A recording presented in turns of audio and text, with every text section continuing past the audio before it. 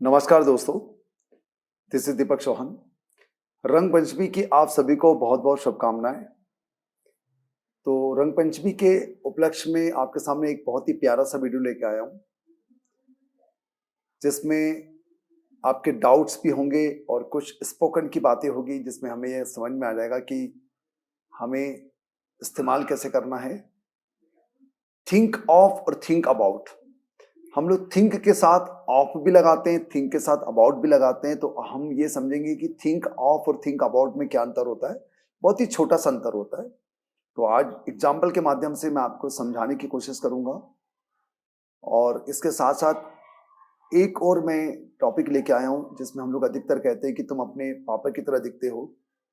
You look like your father की जगह पर यू रिजेंबल योर फादर की जगह पर मैं आज एक दूसरा सा सेंटेंस लेके आया हूँ, दूसरा सा फ्रेज लेके आया हूँ, जिसमें हम लोग जनरली ये इस्तेमाल नहीं करते हैं। यू लुक लाइक से ही अपना काम चला लेते हैं, लेकिन नया वर्ड आपको समझने मिलेगा। तो आपसे गुजारिश करूंगा, हाथ जोड़कर गुजारिश करूंगा कि आप मेरे वीडियो में आखिर तक बने रहें।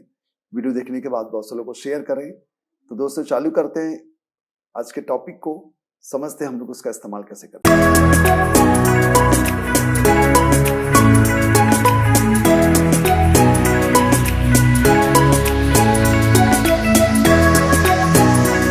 तो अगर हमें कहना है कि आप बिल्कुल अपने पिता की तरह दिखते हैं, आप बिल्कुल अपने पिता की तरह दिखते हैं, तो एक तरीका तो हो गया you just look like your father, you just look like your father.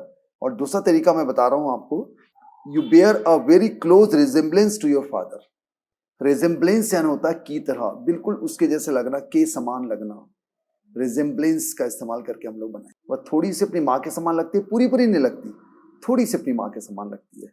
तो इसको बनाने के लिए हम लोग कहेंगे she bears a faint resemblance to her mother. She bears a faint resemblance to her mother. तो नेक्स्ट टाइम आप ऐसे वाले सेंटेंस बनाने की कोशिश करें, लेकिन आपको पहले प्रैक्टिस करना है। प्रैक्टिस करना है जोर से, लाउडली। मैं आपको बार बार कहता हूँ, जोर से इसलिए कहता हूँ कि जब भी आप अचानक इस प्रकार के वाक्य बनाएंगे तो वो हमारे मुंह से निकल नहीं पाते हैं, वो वर्ड अचानक हमारे मुंह से आ नहीं पाता है। रिजेम्बलेंस हम लोग नहीं बोल पाते हैं बराबर। तो ये बार बार जब बोलेंगे रिजेम्बलेंस रिजेम्बलेंस रिजेम्बलेंस, तो वो तुरंत आपके मुंह से निकलने लगेगा। तो प्लीज प्रैक्टिस लाउड, जिससे आप भी सुन सकें और आपके पड़ोसी भी सुन सकें। इतना भी तेज नहीं कि पड़ोसी परेशानों के अंदर आ जाएंगे आपके घर के और कहेंगे भैया अंग्रेजी सीख रहे हो या सिखा रहे होंगे। चलिए आगे लेते हैं। थिंक ऑफ के बारे में थोड़ा सा मैं आपको बताऊं कि थिंक ऑफ भी होता है और थिंक फॉर भी होता है। तो हम लोग कब थिंक ऑफ बोलेंगे और कब थिंक फॉर बोलेंगे। थिंक ऑफ और थिंक अबाउट का इस्तेमाल हम लोग करते हैं। थिंक के साथ ऑफ भी आता है, थिंक के साथ अबाउट भी आता है। तो आज हम लोग ये समझेंगे कि थिंक के साथ ऑफ कब लगाना है, थिंक के साथ अबाउट कब लगाना है। स्पोकन में हम लोग दोनों इस्तेमाल करते हैं, उसको माइन्यूटली समझने की कोशिश नहीं करते हैं, लेकिन एक संक्षेप अंतर होता है। तो समझते हैं कि थिंक ऑफ और थिंक अबाउट का हम लोग इस्तेमाल कब करेंगे। तो सबसे पहले मैं आपको समझाता हूं थिंक ऑफ। थिंक ऑफ का हम लोग इस्तेमाल करेंगे। Think of is use to express resemblance. Resemblance को एक्सप्रेस करने के लिए थिंक ऑफ का इस्तेमाल किया जाता है।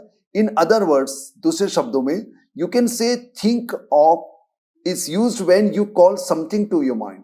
जब आपके दिमाग में कोई बात आती है, किसी को देखकर, किसी की कार को देखकर आप अपने कार के बारे में सोचते हैं, किसी के भाई को देखकर आप अपने भाई के बारे में सोचते हैं, किसी के फोन को देखकर आप अपने फोन के बारे में सोचते हैं, किसी के मकान को देखकर आपको अपने मकान की याद आ जाती है, अपने गांव की याद आ जाती है। तो वो थिंक ऑफ का इस्तेमाल होगा। सेंटेंस से और बातें क्लियर होगी, समझिए। जब मैं दूसरों का आईफोन देखता हूं तो मैं अपने फोन के बारे में सोचता हूं। जब मैं दूसरों का आईफोन देखता हूं तो मैं अपने फोन के बारे में सोचता हूं। तो मुझे ऐसा लगता है कि यार देखो, ये आईफोन यूज कर रहा है और मैं एंड्रॉइड में अटका हुआ हूं, इतना सस्ता घटिया फोन यूज करता हूं, और ये देखो कितना बड़ा आदमी, कितना फेमस है, आईफोन यूज कर रहा है, और मुझ जैसा कंगाल आदमी एंड्रॉइड यूज कर रहा है। ऐसा मैं सोचता हूं दोस्तों। एंड्रॉइड वाले कंगाल नहीं होते, मैं एंड्रॉइड ही यूज करता हूं। Even if I can afford iPhone, but I use Android. या अपनी अपनी पसंद है। लेकिन ये टॉपिक कह रहा है कि जब मैं दूसरों का आईफोन देखता हूं तो मैं अपने फोन के बारे में सोचता हूं। इसको हमें समझना है। अब एंड्रॉइड क्या होता है, आईफोन क्या होता है, ये हमारा डिस्कस नहीं है। तो I think of my mobile when I see others iPhone. I think of my mobile when I think of others iPhone. देखो, उसके बारे में हमें याद आ गया उस किसी के फोन को देखकर। यहाँ थिंक अबाउट नहीं बोलेंगे। अब थिंक अबाउट कब बोलेंगे, कुछ समय बाद आप समझेंगे। अगला क्वेश्चन, जब वे दूसरे बच्चों को देखता है तो वह अपने बचपन के बारे में सोचता है, यानी दूसरे के बच्चों को देखकर उसको अपना बचपन याद आ जाता है। कुल मिला के बच्चों को देखकर हमको अपना बचपन याद आ जाता है कि हम भी बचपन में ऐसा करते थे, ऐसे खेलते थे, ऐसी मस्ती करते थे, ऐसी जिद करते थे। बिल्कुल सही है, थिंक ऑफ आएगा, थिंक अबाउट नहीं आएगा। तो हम लिखेंगे he thinks of his childhood whenever he sees other children. He thinks of his childhood whenever he sees other children. तो यहां पर think of आया। Think about is used when we see the interest due to affection. Think about is used when we see the interest due to affection or anything feeling. Think about का हम लोग इस्तेमाल तब करेंगे जब हमको कोई अटैचमेंट नजर आता है, जहां पर स्नेह, प्यार, मोहब्बत, जुड़ाव, फीलिंग, भावनाएं नजर आती है, वहां पर हम लोग थिंक अबाउट का इस्तेमाल करेंगे। वहां पर थिंक ऑफ नहीं बोलेंगे। हमें कोई चीज याद नहीं आ रही है, यहाँ पर भावनाओं से जुड़ाव हो गया है, यहाँ पर अफेक्शन, अटैचमेंट की बात हो रही है, प्यार, मोहब्बत, एक भावनाओं की बात हो रही है, तब हम लोग थिंक अबाउट का इस्तेमाल करेंगे। 2 सेंटेंस से बातें क्लियर हो जाएगी और समझ में आ जाएगा। लेकिन स्पीकिंग करते समय आप कुछ भी लगा सकते हैं, कोई दिक्कत नहीं। स्पीकिंग करते समय इतना सोच सोच के स्पीकिंग करेंगे कि यहाँ पर भावनात्मक जुड़ाव हो रहा है या यहाँ पर किसी के बारे में सोच रहे, माइंड में वाली बात आ रही है, तो आप अंग्रेजी नहीं बोल पाएंगे, या तो उसकी बहुत ज्यादा प्रैक्टिस करना पड़ेगा, उसी बोल पाएंगे। तो स्पीकिंग में आप थिंक ऑफ, थिंक अबाउट दोनों यूज कर सकते हैं, लेकिन दोनों को अच्छे से समझकर अलग अलग भी इस्तेमाल कर सकते हैं। ओके, समझते हैं। जब वह वहां से गुजरता है तो वह अपने स्कूल के बारे में सोचता है। जब वह वहां से गुजरता है तो वह अपने स्कूल के बारे में सोचता है। He thinks about his school when he passes from it. He thinks about his school when he passes from it. जब मैं अपने स्कूल के बाजू में से गुजरता हूं तो मुझे अपने स्कूल के बारे में सोचने लग जाता हूं कि एक जमाने में भी यहाँ पर पढ़ता था, क्योंकि मेरा यहाँ पर भावनात्मक जुड़ाव है मेरे इस स्कूल से। सोचता हूं कि मैं कहाँ बैठता था, मैं क्या करता था, कैसे मुझे स्कूल में पनिशमेंट दिया जाता था, कैसे मुझे अटेंशन दिया जाता था, ये सारी बातें मेरे दिमाग में घूमने लग जाती है। उसके बारे में सोचता हूँ, यहाँ पर भावनात्मक जुड़ाव है। इसी मैंने थिंक ऑफ नहीं बोला, मैंने थिंक अबाउट बोला। ठीक है, मुझे उम्मीद है आपको समझ में आ रहा है। एक सेंटेंस और, जब भी मैं तुम्हें देखता हूं तो मैं अपनी बहन के बारे में सोचता हूं। किसी लड़की को कहा जा रहा है, बस अपनी पत्नी को मत कह देना। जब भी मैं तुम्हें देखता हूं तो मैं अपनी बहन के बारे में सोचता हूं। कैसे? I think about my sister whenever I see you.